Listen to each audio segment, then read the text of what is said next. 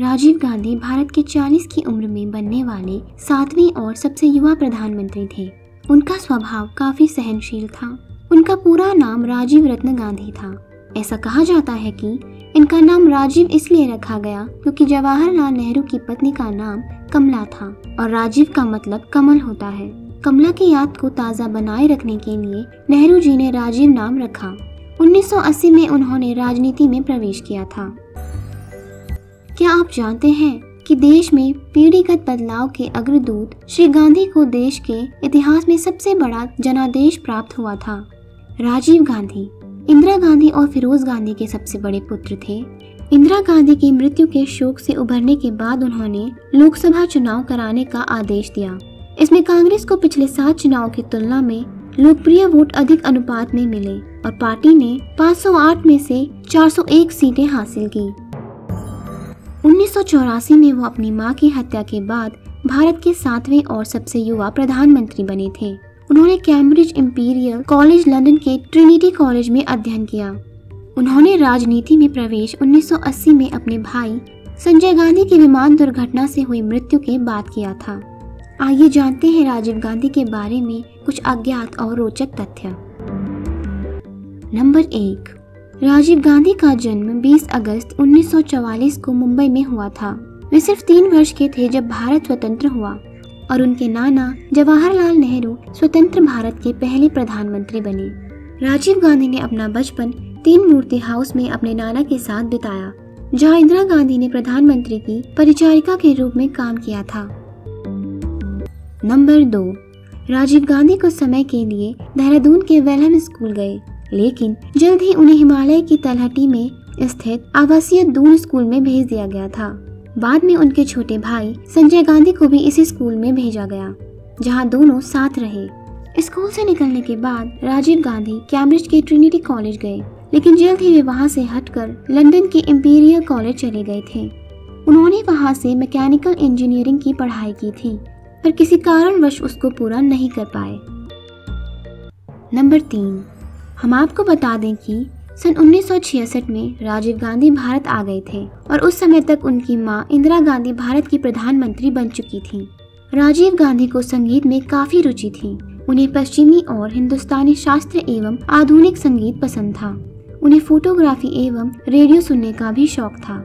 इन सब के साथ हवाई उनका सबसे बड़ा जुनून था, इसलिए उन्होंने दिल्ली में जाकर फ्लाइंग क्लब से पायलट की ट्रेनिंग ली और 1970 में एक पायलट के तौर पर इंडियन एयरलाइन में काम करने लगे। इससे पता चलता है कि उनको राजनीति में बिल्कुल भी दिलचस्पी नहीं थी। अब तक तो उनके भाई संजय गांधी अपनी मां के साथ राजनीति में उतर चुके थे। नंबर 4, लंदन में राजीव गांधी की मुलाकात एडविग एंटोनियो अल्बिना माइनो से हुई थी।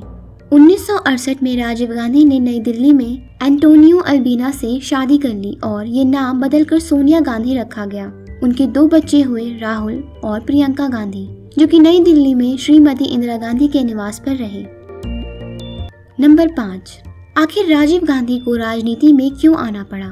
ये हम सब जानते हैं कि राजीव गांधी को राजनीति में कोई रुचि नहीं थी, लेकिन जब उनके छोटे भाई की मृत्यु 23 जून 1980 को एक विमान दुर्घटना में हो गई, तब उनको राजनीति में अपनी मां के दबाव बनाने के बाद आना ही पड़ा।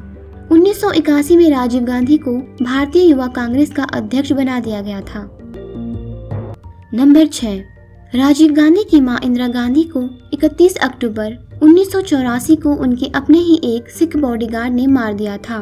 फिर 1984 में कांग्रेस ने राजीव गांधी के नेतृत्व में अमेठी से लोकसभा का चुनाव लड़ा और कांग्रेस को 533 में से 404 सीटें मिली, जो कि इतिहास की सबसे बड़ी जीत मानी गई।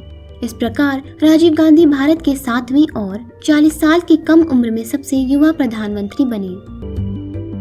नंबर 7, राजीव गांधी ने देश की उन्नति के लिए काफी योगदान दिया। उन्होंने शिक्षा को बढ़ावा देते हुए देश में जवाहर नवोदय स्कूलों की स्थापना की। आधुनिकता को बढ़ावा देते हुए संचार, कंप्यूटर क्षेत्र जैसे विज्ञान को भारत में आरंभ किया। साइंस और टेक्नोलॉजी को बढ़ावा देने के लिए सरकारी बजट बढ़ाए। इन्हीं के कार्यालय में MTNL का गठन हुआ था।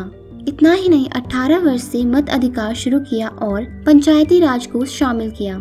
कई अहम फैसले भी राजीव गांधी द्वारा ही लिए गए।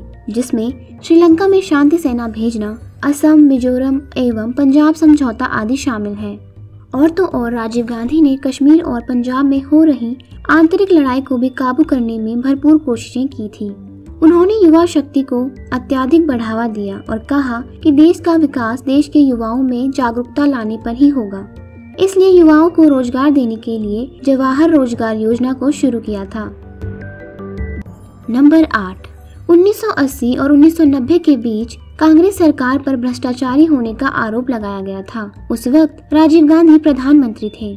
हम आपको बता दें कि राजीव गांधी पर बोफोर्स तोपों की खरीदारी में लिए गए घूस कमीशन का आरोप था। इन चीजों का असर आगामी चुनाव में दिखाई दिया।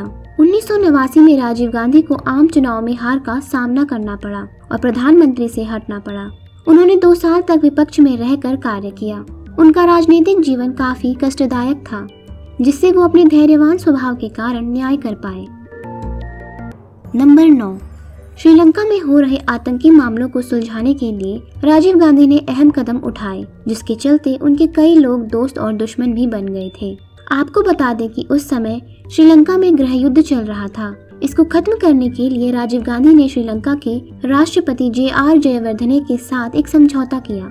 इसके अनुसार उन्होंने युद्ध को रोकने के लिए भारतीय सेना को श्रीलंका में तैनात कर दिया, लेकिन LTTE नहीं चाहता था कि भारत की शांति सेना को श्रीलंका भेजा जाए। शांति सेना भेजे जाने से पहले LTTE प्रमुख V प्रभाकरन दिल्ली में राजीव गांधी से मिलने आए थे। राजीव गांधी उनके साथ सख्ती से पेश आए थे। नंबर 10, 21 मई 1991 को राजीव गांधी एक रैली को संबोधित करने के लिए चेन्नई से 30 किलोमीटर दूर श्री पेरमबुंदरू में पहुंचे। इन्हीं में से एक LTTE की मेंबर धनु भी थी। राजीव गांधी के आसपास काफी कड़ी सुरक्षा थी, पर धनु उनके पास जाने में कामयाब हो गई और जैसे ही धनु ने राजीव गांधी के पैर छुए तो वैसे ही बम फट गया, जो कि उसने अपने कपड़ों में छुपाया हुआ था। राजीव गांधी समेत 17 अन्य लोगों की 21 मई 1991 को मौत हो गई। राजीव गांधी का स्वभाव सहनशील और सरल था। वो कोई भी अहम फैसला लेने से पहले अपनी पार्टी के साथ विचार करते थे। उन्होंने देश को आधुनिकता की तरफ अग्रसर किया। वे देश को उच्च तकनीकों से पूर्ण करना चाहते थे, देश में एकता बनाए रखना चाहते थे और उनके अन्य प्रमुख उद्देश्यों में से एक था 21वीं सदी के भारत का निर्माण। 21 मई 1991 में उनकी मृत्यु हो गई थी और उन्हें भारत रत्न से भी नवाजा गया था।